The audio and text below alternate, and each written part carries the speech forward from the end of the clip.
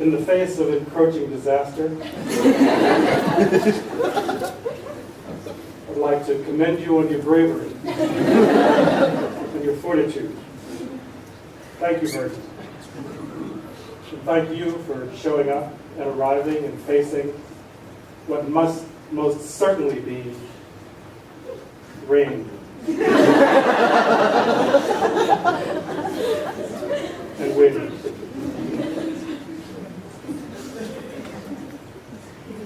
I'm sure there'll be a storm to follow. I'm here this afternoon to welcome and introduce Virgil Marti. This was a task that I actually welcomed at the time,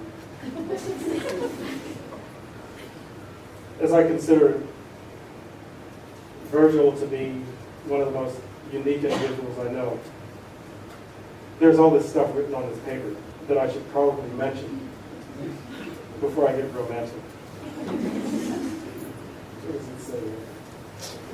The vanguard of the new Baroque. That's what they said in Art Forum in 2005.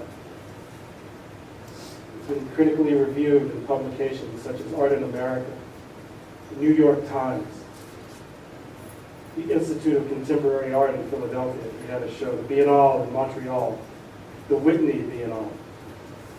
Marti received his BFA from Washington University and his MFA from Tyler.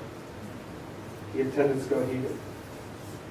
He was a print coordinator at the Fabric Workshop and Museum. He's represented by Elizabeth D. in New York. There's more. There's much more. But Virgil will tell you about that. I've known Virgil for 20 years. Yeah, that's how old I am. Of course, we were only 13 at the time. We were very young. Used to trade baseball cards. No. The mystery, I think, one of the most intriguing and mysterious aspects of Virgil's work was something that it was extremely difficult for me to grasp for a long time. It was one of the things I think that sort of moves, finally, it sort of moves and compels most people. And I guess basically, I asked Virgil about it one time when I was completely confounded and found myself at a point in my development where I was at my wit's end trying to figure out what to do. And I had a brief discussion with Virgil about it. And he said, Lonnie, he said, just have fun.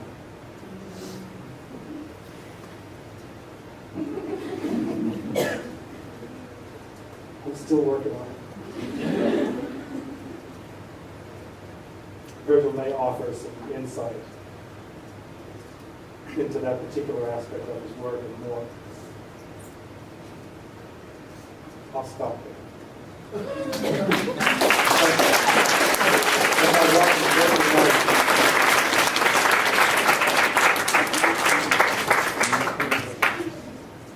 Okay.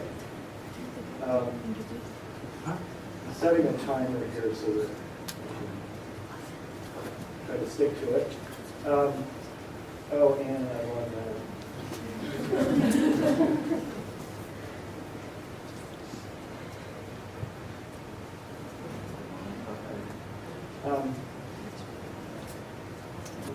I have a lot of slides, but I'm going to go through them quickly so don't panic.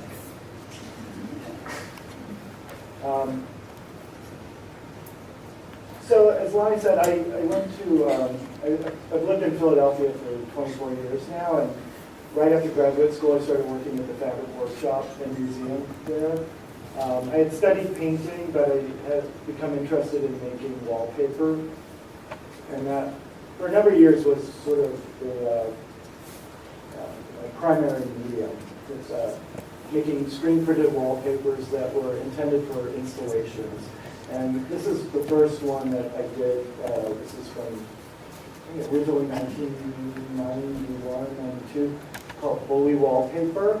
The thing that interested me about making wallpapers was that I could produce a material that, depending on the context where I installed it, could have a different, take on different meanings. So initially I made this wallpaper for a show, and I was showing in the boiler room of a elementary school in West Philadelphia that had been converted to an art center. So walking through the school, I was kind of flooded by all these memories of adolescence, and I had this idea to make a flocked wallpaper, which were quite popular for a while in the 60s and 70s. It's this sort of fake velvety wallpaper.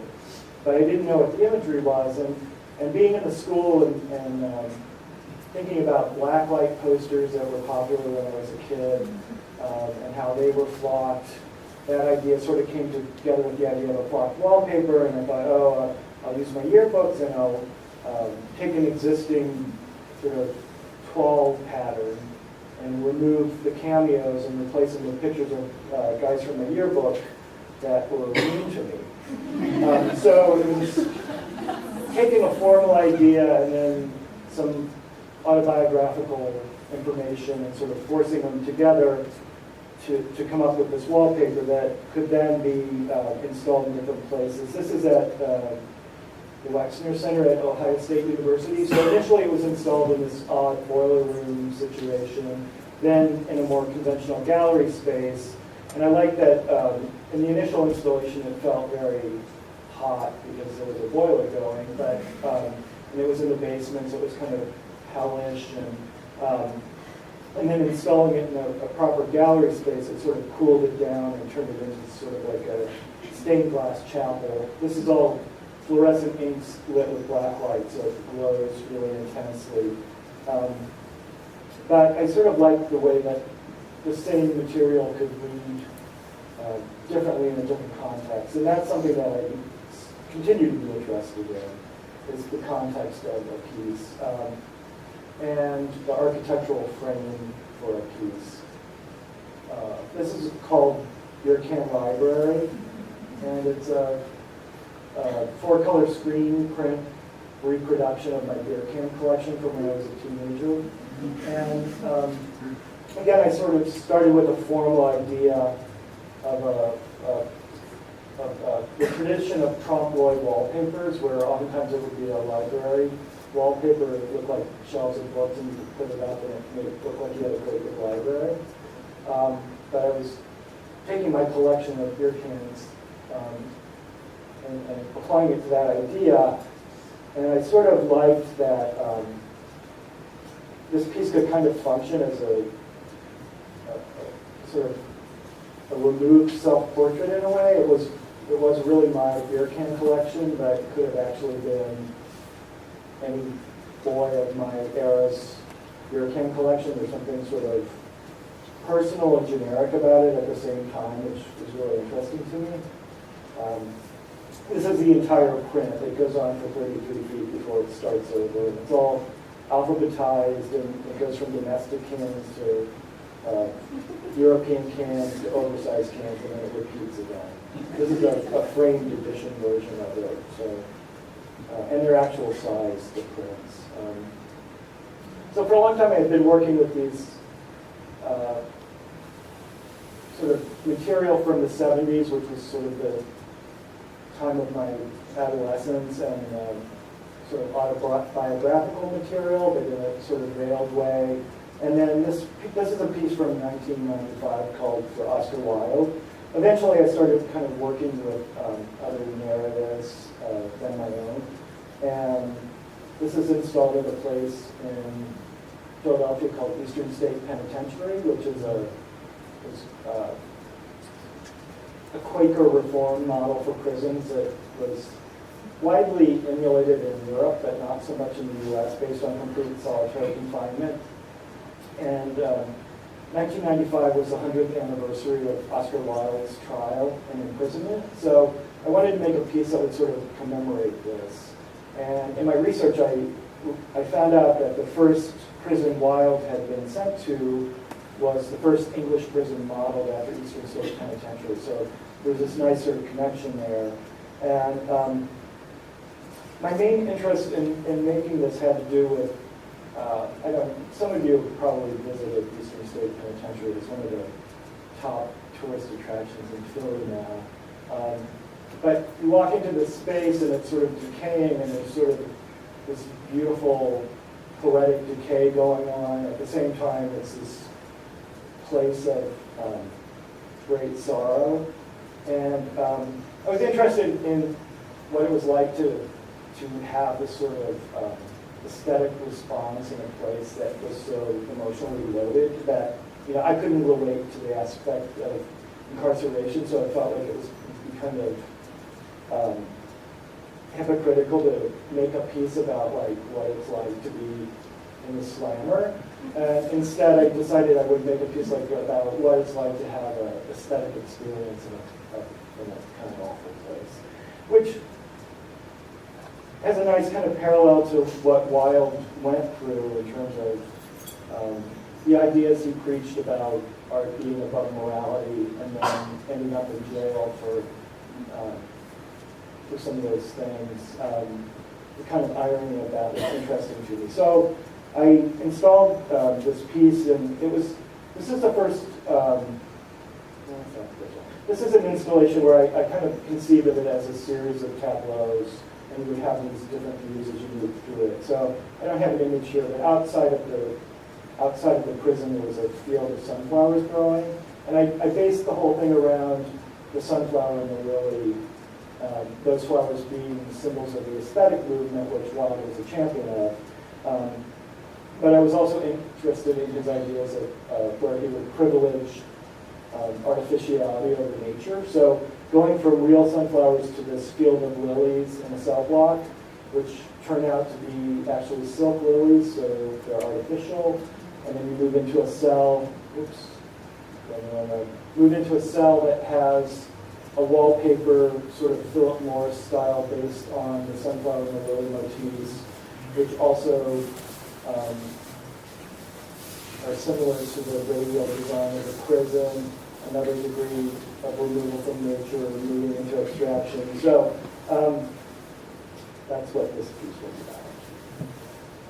about.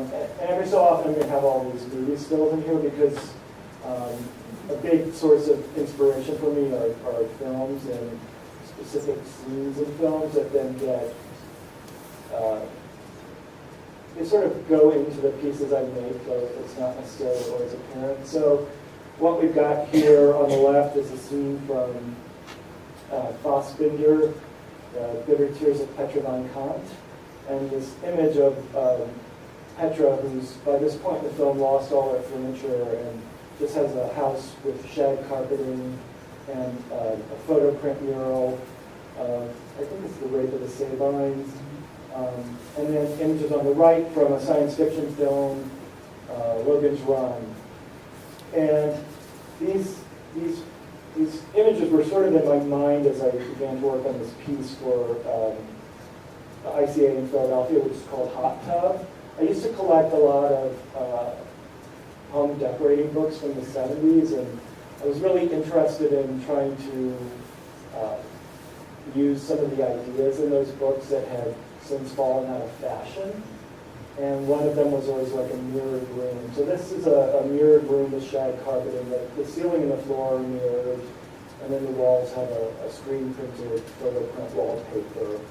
So you would walk into this space, and it was only lit by flicker flame bulbs, and felt very unstable, but you could walk in and sit down in this sunken, carpeted pit, hot tub. And I found what happened was people would go in here and start talking about the house they grew up in. It was sort of a place where people would start to remember the decor that they had grown up with, and even if they didn't live with it now. So, you know, I'm sort of interested in taking things that are often dismissed as being out of fashion and trying to get people to kind of think about their real emotional connection to those things. Image on top from The Man Who Fell to Earth. All these films are like the mid-70s. It's a Nicholas Roeg film about an alien who is it's played by David Bowie, and he's incarcerated in this apartment in New York. Well, no, actually, it might be New York. But there's this room that has AstroTurf and, again, a photo print wallpaper of a forest, and then there's a chandelier and a ping pong table. The bottom image is from Soylent Green. This is sort of late in the film where it's about a society where old people are euthanized and turned into food. Edward G. Robinson goes to be euthanized, so as he's falling asleep, they project images of nature, and nature by this point has been completely despoiled, and they're showing these images and playing Beethoven. So these were things that were sort of in my head as I started to work on an installation for the Pennsylvania Academy of Fine Arts. This is, I think, in 2001. And I was interested in sort of taking some of those ideas from those films of artificial nature and thinking about the tradition of scenic panoramic landscape wallpapers, and also the landscape tradition at the Academy and Hudson River School landscape paintings, and making a sort of blacklight poster version of that landscape, which, to my mind, one of the classic images of blacklight posters is the Garden of Eden. So making this American landscape painting, and then also, or it's screen printed, but then also riffing on the architectural decoration that exists in the Academy building. It's a 1870s frame furnace building. So you can see out through the doorway there's all this ornamentation and pattern that exists in the building. And I was making a sort of 70s head shop version of that. So this flame image is actually taken from a Frank furnace fireplace, pressed tin fireplace back. And the star border at the top exists in the vestibule of the Academy in the ceiling. And there's this little border of mushrooms between the flames and the landscape. And in the furnace building, there's a carved border of mushrooms. So all these things had a direct relationship to the building. This is a reinstallation of it in a cleaner, modern gallery space. This is my couch at home. And it's a George Nelson couch with Alexander Gerard fabric from the 60s. It's intended for a Braniff Airlines waiting room, and I live with it at home now. And this is sort of the inspiration for a piece I did at Ardmore train station for their waiting room. I was interested in this idea of taking, I have a couch that was intended for a public space, but now I use it in domestic space. And so I wanted to make a domesticated version of it and put it back into a public space. So this is kind of, I was thinking of this train station as sort of a limbo, where you're between your home and wherever you're going, work or school or whatever. It's sort of a non-space that you're not supposed to think about too much. You're just kind of there. And this was a project. There were 6 or 7 artists doing installations in the mainline train stations outside of Philadelphia. And some of them are these really charming Victorian buildings, but Ardmore train station was once one of those places, and it was torn down in the 50s and replaced with this cinder block bunker. So I was really interested in taking the kind of least hospitable of those spaces and to do this gesture. Thinking of it as like one really loud gesture in this space. I didn't put the plants there. Those are like somebody else hung those. There was a previous attempt to sort of make it better. But I wanted to see what people, how they would react to it. Some people at first wouldn't sit on the couch. Then eventually people started using it. And I was kind of thinking about it's like, I wanted it to be this thing where, like when you're on public transit and you see somebody who's maybe disturbed with something and you're trying not to look at them, but you also can't kind of stop. I wanted it to be sort of like that. This is an image of Whistler's Peacock Room, which is in the Smithsonian in DC. And I was interested in Whistler because he's this painter who's also often poo-pooed because he's viewed as being too decorative. But I liked that he made paintings, but he also did these room decorations. And I was getting ready to do a project at a new gallery that was opening in New York, and it was sort of an unfinished space. And I had this idea that it was going to be the first show in the space. And they didn't really have the money to completely finish it. So I had this idea that what I would do is make sort of veneer that we could put on the gallery to gussy it up.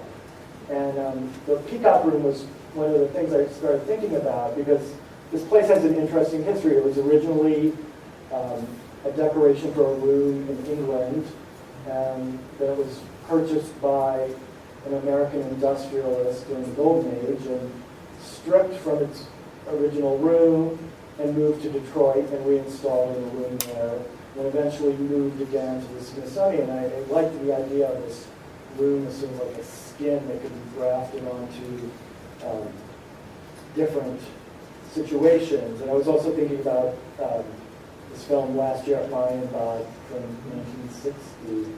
It has this sort of the cameras come always sort of moving through this castle with all these great applique plasters on the walls and things. Taking those ideas and sort of using them to make this piece, which I ended up calling Grow Room. So what you're seeing are mirrored mylar panels that have screen prints on them. And the space between the panels is sort of a rough approximation of the geometry of the Peacock Room. But I wanted to sort of create this hall of mirrors like at Versailles for a very grand opening of this funky little non-profit space that was open in LA. So you can see that they left the sheetrocks not even painted. I thought it was nice to try to exploit the rawness of that space because once it was completely finished, you would never really have that chance to do it again. And it was also a practical thing to save money. I've been thinking about making cast bone moldings out of plaster to give the space some kind of structure. It really was just kind of a box. But I was working on this around 2000. It was starting to come together. And then the opening of the space kept getting delayed, and then September 11th happened. And all of a sudden, I realized I couldn't work with that cast bone imagery anymore, especially like on the Lower East Side of New York. It was going to be eroded in a way that just was going to overwhelm everything. The thing that had been interesting to me about it was taking ideas of the decorative grotesque, which is a tradition of using plant and animal forms and sort of fusing them to make decorations. So the human bones, I had seen chapels in Europe, the Capuchin Chapel in Rome, which is decorated with the bones of the dead monks. And, I was sort of wanted to play with all these ideas, but then the human image became like way too loaded. So I ended up buying some antlers and casting those and using them instead because they did some of the same things. They were organic, natural forms that were sort of sinuous and could make decoration and talked about mortality in a way, but without such a direct human connection. And then I made these cast resin chandeliers that are sort of hybrids of antler chandeliers, like you can see in a hunting lodge, and a Venetian glass chandelier, merging these plant and animal forms to make it decorative grotesque. The images on the wall are these macrame spider webs that are sprouting flowers. And I made these macrames and then shot them so that I could screen print them, but they were based on science experiments that were done in the 60s where spiders were fed flies that had been drugged, and then they recorded the different kinds of webs that were made. So I think the top one I think is some kind of sedative, and the bottom one is like a amphetamine stimulant. And I was interested again in the sort of degrees of removal from nature and like the hand of man going in and designing things and then redesigning things. And so I use those as the basis for these macrames that would get printed on the mirrors. I also liked how they looked like shattered mirrors. This is another version of this piece. Oh, and I called it Grow Room because when I was trying to buy mirror mylar, my Google searches kept taking me to hydroponic gardening sites, which I realized, oh, it's like these are people who grow pot in their basement and they line the room with these grow rooms with this mylar for reflecting the light. So that's how they got the title. This is at the Wormhole Museum in Pittsburgh. That was part of the show about artists using imagery of flowers. And they have these great John Chamberlain couches at the Wormhole Museum. That's they're carved foam that are covered with this parachute cloth. So I asked them if I could incorporate them into the installation. I was sort of like how they look like a mansion that's been shut up for the off season or something, and all the furniture is covered with drapery. And this is the sort of last version of the chandelier to come out of that. I made a number of those chandeliers for different occasions. This one's called Hybrid, and it's got each of the flowers at the tip is a different kind of flower. This is a show I did at Gallery Elizabeth D in New York that was kind of inspired by J.K. Horseman's book, Against Nature, which is a story of a man who's obsessed with controlling every aspect of his aesthetic experience. And so he moves to this house and he starts tinkering with everything until he gets it just to suit himself. And as you can imagine, it doesn't end happily. But there's one chapter of the book where he buys a tortoise. He has a Persian carpet, but he feels like the carpet is sort of dull and he needs to lighten it up. So he buys a tortoise and has it gilded and encrusted with jewels so that it will crawl around on the carpet and activate it. So this was all kind of inspired by that chapter of the book. I made these pieces that are sort of about nature and the man-made being forced together. This is a giant, well, it's like 3-foot cube with coral embedded in it that's meant to be a candle that's striped like a Paul Smith shopping bag. And then on the wall are these sconces that are, they're an enlargement of a tortoise shell that's got faceted mirror inside, and then chromed cacti that leg up. So this is Heusman's dead tortoise. It's a show I did in 2006 called Green Winter. Again at Elizabeth D. Gallery. By that time I felt like I could return to this idea I had had of making casts of human bones and applying them to the wall as molding. I felt like time had passed, and it would read more the way I wanted, which was really as a sort of an homage to the Capuchin chapels and also to like French and Irish stucco work. So this is a cast resin bone curtain, sort of like a beaded curtain from the 60s, but made out of femurs and tibias and various human bones. And then on the wall are these sort of floral motifs that are cast and applied to the wall directly And another thing that I sort of have done over the years is like, initially I was making all this work with fluorescent inks and black lights, so it was like super hot color. So I've often gone back and forth between things that are super hot and then very cold and silver, or kind of the opposite. And this is sort of the most monochromatic that I ever worked. But these things would just sort of look like floral decorations and eventually reveal themselves to be made out of recognizable bone parts. So like a snowflake made out of jaws.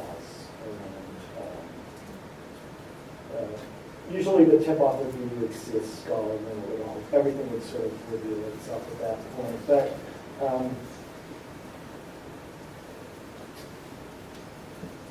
this was also, since I trained as a painter, you know, I haven't made an actual painting since 1990.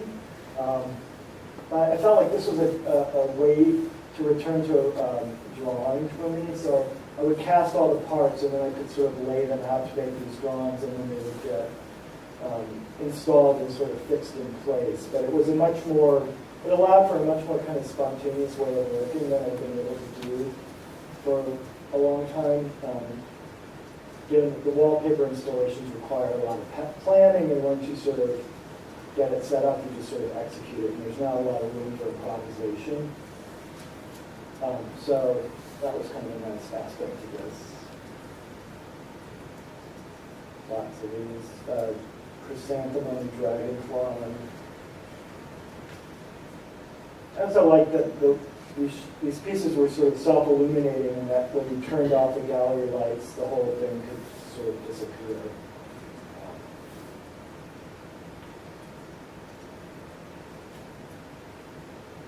I used to never really show work from different bodies of work together, and eventually I've started showing things together that weren't made at exactly the same time, but might have some relationship. This is a show that I did in Richmond, Virginia, which was really the first time that I did a lot of this work. Showing some of the upholstery pieces and the cast chandeliers and the bone pieces and wallpapers.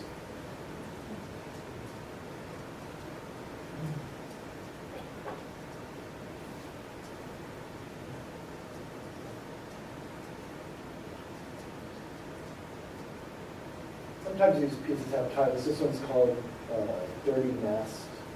These are fabrics that I collected over the years and was waiting for a time to use them. I did a lot of this when I was in graduate school. I bought fabrics that I thought nobody else would want. And so rather than them just languishing at the store, I kind of felt sorry for them. I would buy them. They were usually sort of a little weird or ugly. And then I would hopefully try to rehabilitate them and give them a good home or something.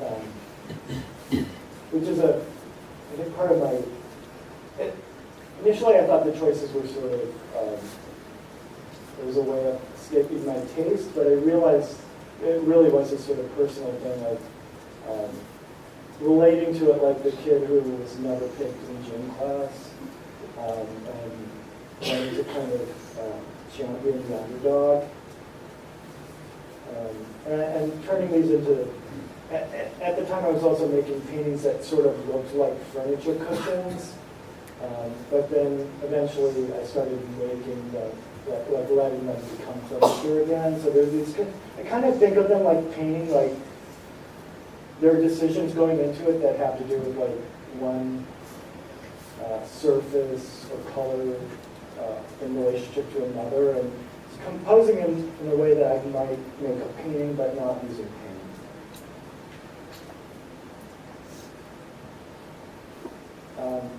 This is a wallpaper that, and then I sort of didn't really make wallpapers for a while because I sort of didn't want to become the wallpaper guy. And then I was making chandeliers for a while, and then I was like, oh, I don't want to be the chandelier guy. So, anyway, I realized it doesn't matter. You should make things when it makes sense to make them when you have a need. This is a wallpaper called Memorial Garden. It's a digital print with the brown that you see is a flocking. So it's kind of sort of like a Victorian mourning pattern. This is another part of that installation, which didn't have a title, but this wallpaper on the walls is called Austrian Swag. It's my attempt at a trompe-l'oeil drapery wallpaper. And then these two upholstered poofs that I think of as sort of metaphorical portraits of my parents.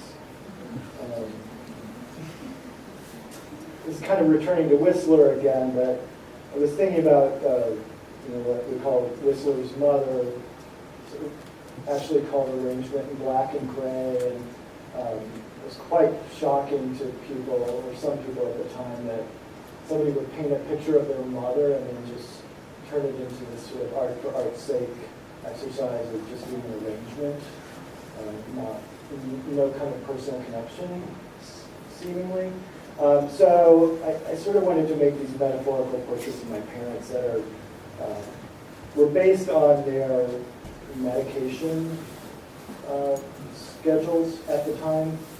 So the dark one is my father, who had passed away by the time I made this piece. And so these are sort of the order of the patterns. Each has a relationship to a prescription medication they had to take and how often they had to take it and what time of day. So they kind of act as like a symbolic representation, like pie chart style of what they were taking at the time. This is another room of the gallery. The piece in the middle is called Object Relations. It's sort of this family unit represented by these ottomans. The candles would drip wax onto the little black fur proof. So it was kind of making an acoustic painting over the course of the show as it accumulated. And then these Chippendale mirrors that are sort of, they're based on classic Chippendale mirror profiles, but where you would ordinarily have a wooden frame around a mirrored piece of glass. I was interested in kind of taking the mirroring and smearing it all the way out to the edges, and taking the wood grain and smearing it all the way to the middle to kind of make like a homogenized version of those things. And for me, the show was a lot about painting, even though they're not technically painted, but they function like paintings for me.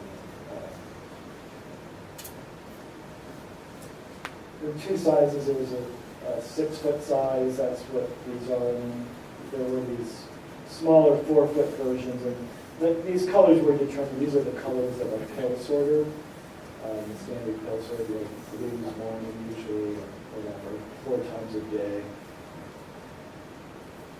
And I made another one of these portrait proofs for a show that was at the Philadelphia Museum. I forget what it was called. It was called, I think it's called Picasso in the Avant-Garde in Paris or something. And the curator wanted to recreate the Cubist Salon of 1918, and there was, in photographs of this exhibition, there was a proof in the center of the gallery. So he approached me about commissioning a proof to go in this recreation of this Cubist Salon, and I was really excited to do this because of that. I'll never be in this show with Picasso and Picabia and Duchamp again. So this is kind of a great opportunity to make this crazy thing. So I ended up making this proof that people could sit on, which is sort of a metaphorical portrait of Sigmund Freud. It's called Sigmund. And then this is the most recent kind of completed project I did, I guess. I was invited by the ICA in Philadelphia to go into the Philadelphia Museum storage and curate a show out of things that were not currently on view.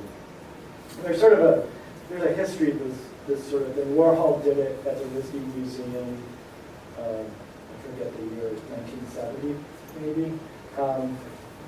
And Fred Wilson made a practice of it for a long time, of like working with institutions' collections and sort of teasing out different meanings from them. So anyway, they approached me about doing this, and so I got to go into storage, which is one of the great perks of being an artist, is getting to go into the bowels of a museum and seeing what's there.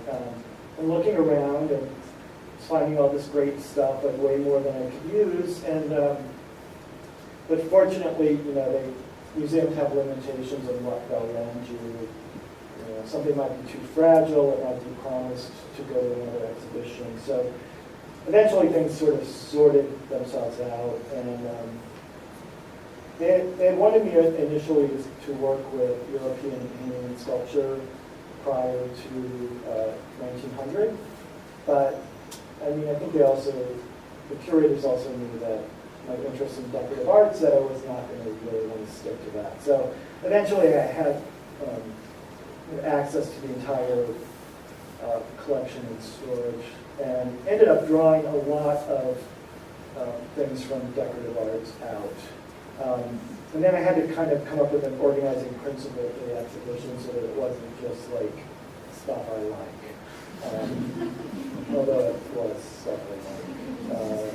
So one of the things that I was thinking about was Citizen Kane, and these are some stills from Citizen Kane, but like being in storage in this kind of incredible treasure trove of so much stuff that you can't possibly look at it all. It was an image, and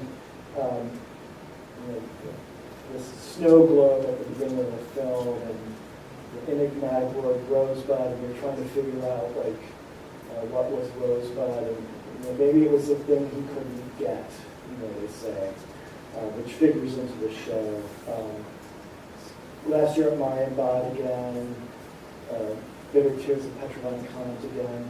Anyway, so I sort of ended up calling the show Set Pieces and sort of basing it loosely on some tableaus from these films. Michelangelo, Antonioni's La Ventura, which has a sequence. This is probably the first art film I saw when I was like 10 years old. And this image of people searching for a lost woman on an island, hopping up and down the landscape is like stuck in my head forever. It's another one. So then, this was the piece I really wanted for the exhibition. It was going to be like the first thing you saw when you came to the gallery. But they wouldn't lend it. This is made out of wax. They're kind of shells of wax to make this fruit. It's incredibly delicate. So even though it was only going to travel from, half a mile from the museum to the ICA, they wouldn't lend it because it's too fragile. So this became my rosebud that I could not get to the exhibition, and became like the cover of the catalog, and was sort of hovering over the show even though it wasn't physically present in the show. This ended up being the first thing you saw in the exhibition. It's a model of the Fairmont Hill before the art museum was there. What used to be a reservoir, which you see here, is that's where the Philadelphia Museum of Art is now. So I thought it was kind of a nice introduction to the exhibition, but it also kind of referenced the way that you enter the film Citizen Kane. You kind of move through these fence and you see a castle up on the hill, and you kind of move into the film that way. So this is sort of the Citizen Kane section of the show.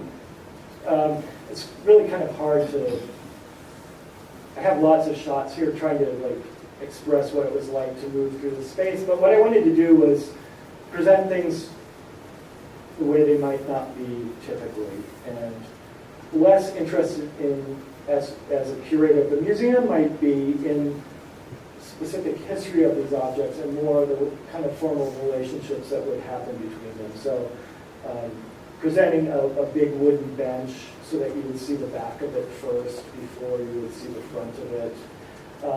In some cases, I took arrangements exactly as I found them in storage. One of the things that happens in storage is they don't arrange it necessarily chronologically. Something might end up with something else just because it's the right size to hold something. So this grouping of a Klaus Oldenburg soft drum kit and a bust of John the Baptist as a child and a bust of Aesop by Duchamp ended up in a case together, and they basically kind of presented it that way, which is what Warhol had done in the way the Icebox show, where he just went into storage and was like, I want that, and they just basically pulled things out cold and presented them to the gallery. I didn't have so much interest in just doing that again. I really wanted to choreograph these objects, but I started choosing things and then trying to find visual echoes that would make the show work together or some kind of logic to them. So one of the things I was interested in was degrees of finish. So you might see the back of that bench in the previous slide, which is rough-hewn and basically just functional, and that would be juxtaposed with this trompe-l'oeil bookcase made out of wood that was like super degree of finish and craft. Next to a sort of near another artifice object, which is this teapot that has a wood grain painted on it, but also has it's got like an image of an etching on it, as if there's an etching tacked to this teapot that looks like wood, but it's really porcelain. And these sort of material things that would be going on through the show, or that there would be visual echoes of using objects to screen your views and as you move through the exhibition. Or this is the reverse of that bench. It's really, I wish you could just walk through it because it's hard to convey it inside. But so there were sections of the film, of the exhibition that were sort of alluding to things in these films that I was interested in.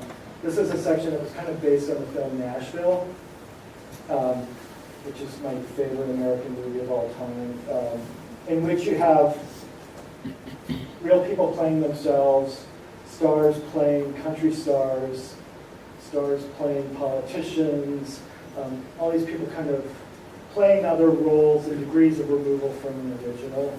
Again, on the left is a Thomas Eakins portrait of Lewis. Shoot, I'm blanking on his name. He was one of Eakins' students and would model for him sometimes. So I wanted to include this portrait that was observed from life. And then also this portrait of George Washington, which is a painting of a bust by Houdon of Washington. So it's not Washington observed from life, it's Washington observed from a bust of Washington. And but these things would have different degrees of closeness to an original. In the collection, they have all these porcelains of the presidents, and so I presented a bunch of these, and I was sort of interested in the way that these would continue this sort of trickling down almost into caricature. I love that this one,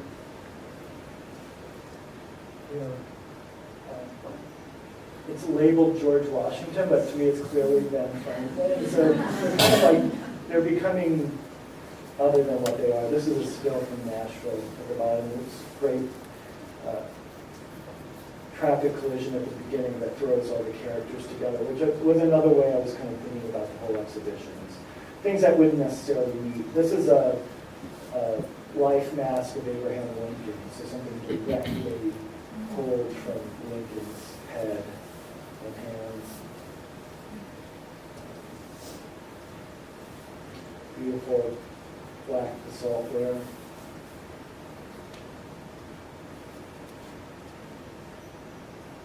And then, if you know the space of the ICA, they have this incredible two-story height space, and I was kind of interested in putting some of the smaller things back in that space. So here you've got ivory caryatid candle holders next to these Giacometti caryatid candle holders.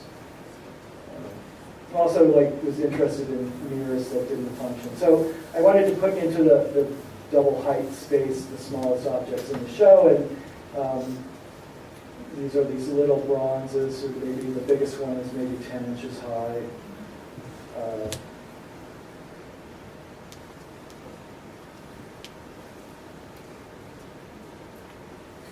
and early American tilt-top tea tables that would act as a screen for this Dorothea Tanning couch. Dorothea Tanning was still alive when the show opened, and she's like 101. She died not too long after, but I love this sort of weird sexual upholstered couch being screened by these prudish tables.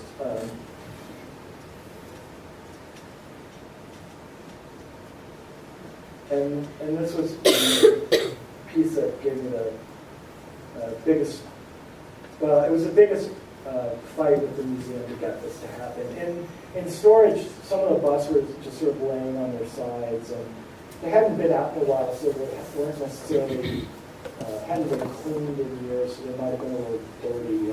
And I really wanted to leave them the way they were, and all these busts were in a case together, and set them into the landscape, sort of like the figures in La Ventura looking for the lost woman.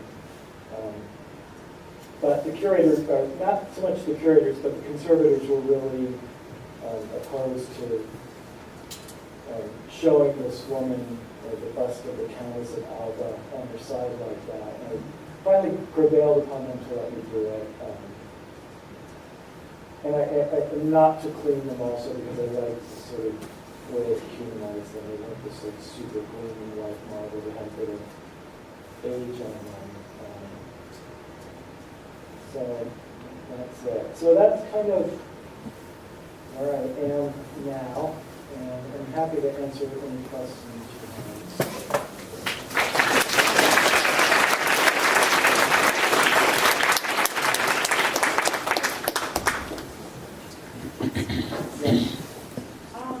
I was thinking about the pattern and decoration movement in the 70s and Sophia Kaufman's wallpaper and the work that she did, the installations that she did with Betty Woodman, where there were 2 and 3-dimensional things going on simultaneously in spaces. And Tim McConnell and Daphnis and Liz Kozloff, many of them who also worked with wallpaper. And I don't know if you just